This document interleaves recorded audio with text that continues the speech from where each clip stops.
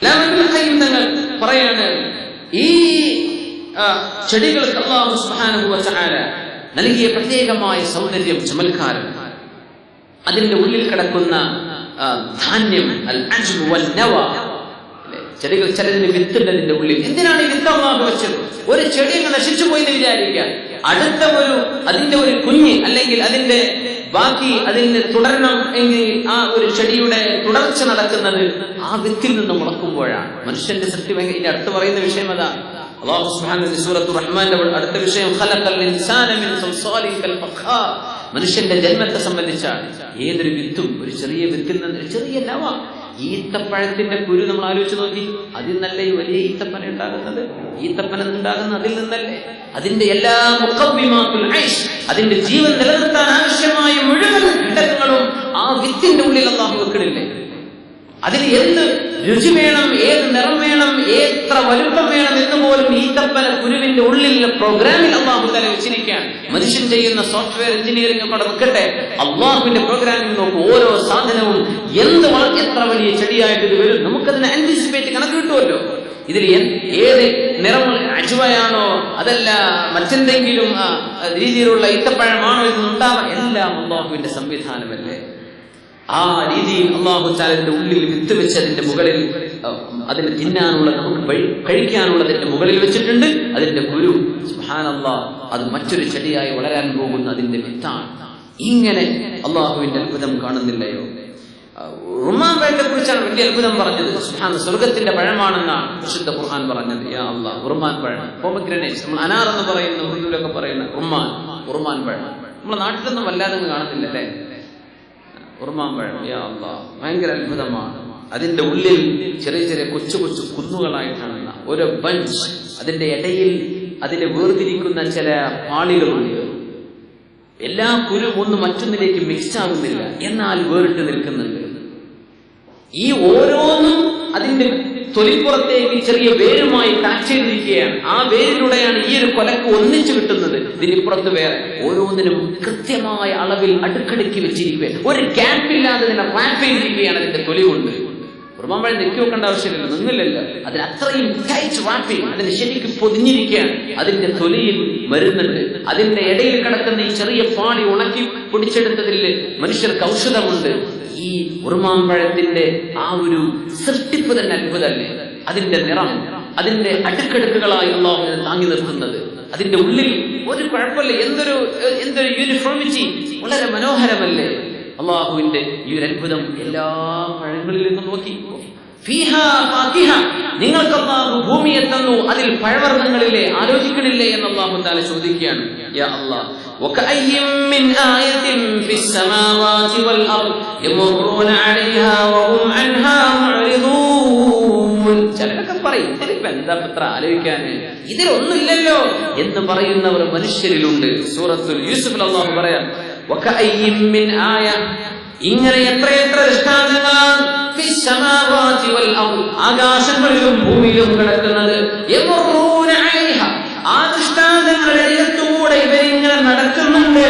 വഹും അൻഹാ മുഅ്രിദൂൻ, ഞങ്ങളിത് കണ്ടിട്ടേ ഇല്ല എന്ന ഭാവത്തിൽ മനുഷ്യരങ്ങനെ നടക്കണതാ, ആലോചിക്കുന്നില്ലല്ലോ. സുബ്ഹാനല്ലാഹ്.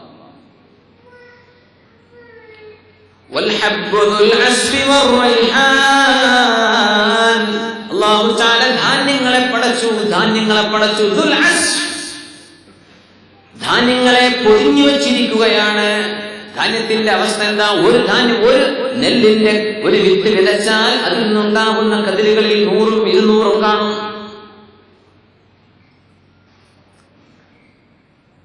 അംബതത് സബ്അ സനാബില ഫീ കുല്ലി സുംബുലത്തിൻ 100 ഹബ്ബ, 700 കതിരുകൾ, 700 വിത്തുകളുള്ള കതിരുകൾ അല്ലാഹു തആലക്ക് ഉണ്ടാക്കാൻ കഴിയില്ലേ എന്ന് ചോദിച്ച പോലെ ഒന്നിൽ നിന്ന് ഒരുപാടാണ്. നമ്മൾ ആലോചിച്ച് നോക്കി, നെല്ല്, ഈ ഹബ്ബിന്റെ പ്രത്യേകത അതാണ്. ഹബ്ബ് അത് ഗോതമ്പത്തിനും അരിയിലും, അതുപോലെ തന്നെ ചോളം, നമ്മുടെ കോൺ, ഇതിനൊക്കെ വലിയ അത്ഭുതം അതാണ്. ഒന്ന് വിതച്ചാൽ ഒരുപാടാണ് ഉണ്ടാവുക.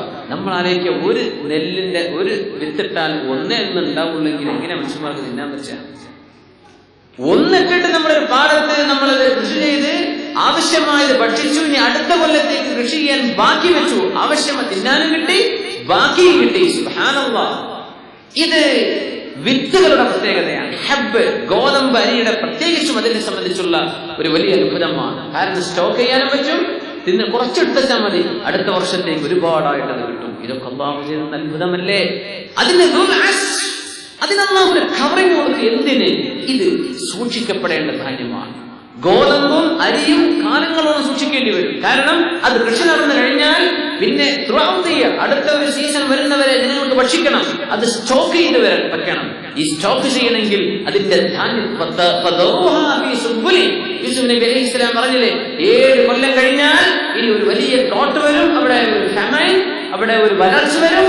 ആ വരൾച്ചക്കാലത്തേക്ക് നമ്മൾ ധാന്യത്തെ സൂക്ഷിക്കണം. എങ്ങനെ? ആ ധാന്യത്തിന്റെ അതിന്റെ സ്പൈക്കിൽ, അതിന്റെ കതിരുകളിൽ തന്നെ ഉണങ്ങി കിടന്നോട്ടെ. ഏറ്റവും ബെസ്റ്റ് അതിന്റെ സ്റ്റോറേജ് ഇങ്ങനെയാണെന്നാണ് ധാന്യങ്ങൾ. പക്ഷെ നമുക്കതിന് സൗകര്യമല്ല. നമ്മളതിന്റെ അരികളായിട്ട് എടുത്തിട്ട് ചാക്കുകളായിട്ട് ഗോഡൌണിൽ വെക്കുക. നശിച്ചു പോകുന്നുണ്ട് എന്നിട്ടും. പക്ഷേ ഇതിന്റെ തൊലിയിൽ നിന്ന് എടുക്കാതെ അങ്ങനെ തന്നെ അരികൾ സൂക്ഷിച്ചു വെച്ചിരുന്നെങ്കിൽ ഒരുപാട് കാലം അത് കേടുവരാതെ കിടക്കുന്ന. മറ്റൊരു ഹിക്മത്ത് എന്താ? പക്ഷികൾ മുഴുവൻ തിന്നു പോവില്ല. ഇത് മനുഷ്യന്മാർക്ക് തിന്നാനുള്ളതാണ്. അതുകൊണ്ട് പക്ഷികൾ കൂട്ടം കൂട്ടമായി വന്ന് നെൽക്കതിരുകളും ഗോതമ്പുകളൊക്കെ തിന്നുപോയാൽ മനുഷ്യന്മാർക്ക് ഭക്ഷിക്കാൻ കിട്ടില്ലല്ലോ. അതുകൊണ്ട് പക്ഷികൾക്ക് ആവശ്യമായിട്ട് അവർക്ക് തിന്നുള്ളൂ, നശിപ്പിക്കൂല.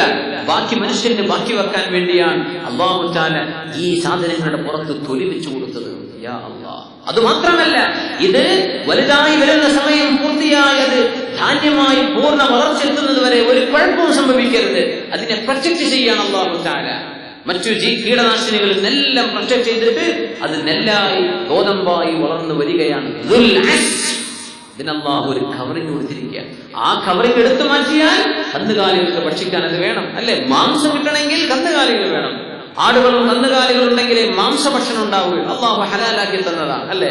അഷ്റഫു തആം എന്ന് റസൂലുള്ളാഹി സ്വല്ലല്ലാഹു അലൈഹി വസല്ലം. മാംസം അങ്ങനെയാണ്. പക്ഷേ മാംസത്തിന് ഇന്ന ലഹാ ലഗറാബതൻ കഗറാബത്തിൽ ഖംർ, മഹാനായ ഉമർ ഫാറൂഖ് റളിയല്ലാഹു അൻഹു പറഞ്ഞിട്ടുണ്ടെന്ന. ഇപ്പൊ മാംസഭക്ഷണം കിട്ടണമെങ്കിലും ഇത് വേണം, അല്ലെ? മാംസഭക്ഷണം കന്നുകാലികൾ തിന്നുന്നതെന്താ? പച്ചയിലകളാണ്, അല്ലെ? അല്ലെങ്കിൽ ഗോതമ്പ് വൈക്കോലുകളാണ്. ഇത് സസ്യമാണ് അവർ തിന്നുന്നത്. പക്ഷേ മാംസഭക്ഷണം വേണമെങ്കിൽ ഇവർക്ക് തിന്നാനുള്ള ധാന്യങ്ങൾ വേണം, ഇവർക്ക് തിന്നാനുള്ള അസ്ഫ് വേണം. അത് മൃഗങ്ങൾക്കുള്ള ധാന്യമാണ്, മൃഗങ്ങൾക്കുള്ള ഭക്ഷണമാണ്. ഉമർ റളിയല്ലാഹു അൻഹു പറഞ്ഞ വിഷയം, മാംസത്തിന് അഡിക്ഷൻ വരരുത്. കാരണം കള്ളിൻ്റെതുപോലത്തെ ഒരു തരം മത്ത് മാംസത്തിനുണ്ടെന്ന് മഹാനായ ഉമർ ഫാറൂഖ് റളിയല്ലാഹു അൻഹു. ഇറച്ചി അങ്ങ് തിന്നാൽ ഇറച്ചില്ലാതെ ഉറക്കം വരാത്ത അവസ്ഥ വരുന്ന, ഇറച്ചി തിന്നാതെ ഒരു ചോറ് ഇറങ്ങൂല. അങ്ങനെ അഡിക്ഷൻ വരരുത്, അങ്ങനെ ചെയ്യരുത്. കഴിക്കുക, എവിടെയെങ്കിലൊക്കെ കഴിക്കുക. അത് ഇറച്ചില്ലാതെ എനിക്ക് ചോറ് ഇറങ്ങൂല എന്ന് പറഞ്ഞാൽ അങ്ങനത്തെ ഒരു അവസ്ഥ വരരുത്. സുബ്ഹാനല്ലാഹ്. നമ്മുടെ മലബാറുകാരൊക്കെ ശരിക്കും മനസ്സിലാക്കണം. മലപ്പുറത്തൊക്കെ തുടങ്ങുന്നുണ്ട്. അത് കോഴിക്കോട് നിന്ന് വിട്ട് തലശ്ശേരി കണ്ണൂർ കൂടെ അങ്ങോട്ട് പോയാൽ പിന്നെ ഞങ്ങളുടെ വേലോട്ട് മംഗലാപുരത്തൊന്നും അങ്ങനെ എത്തിയിട്ടില്ല. അത് കുറേ പച്ചക്കറി മലൊക്കെ പോയി പോകും. അതിൻ്റെ ഇടയ്ക്ക് നമുക്ക് എന്ത് ചെയ്യണം? പച്ചക്കറി കൂട്ടാനാണെങ്കിലും ഒന്ന് കടിച്ചു പറിക്കാനില്ല, നമ്മൾ കൊണ്ട് പറ്റുന്നില്ല. ഈ ഏർപ്പാട് നടത്താം. അതിലൊരു തരം ഒരു അഡിക്ഷൻ വരുന്നതാണ്. മാംസങ്ങൾ വല്ലാണ്ട് തിന്നരുതെന്നാണ്. അഷ്റഫു തആമാണ്. വളരെ ആവശ്യമായ, നമുക്ക് ആവശ്യമായ കാര്യങ്ങളൊക്കെയാണ് അതിൽ നിന്ന് കിട്ടുന്നത്. പ്രോട്ടീനുകളും മറ്റു വിഷയങ്ങളൊക്കെ നിന്ന് കിട്ടുന്നുണ്ട്. പക്ഷേ എന്ത് ചെയ്യണം?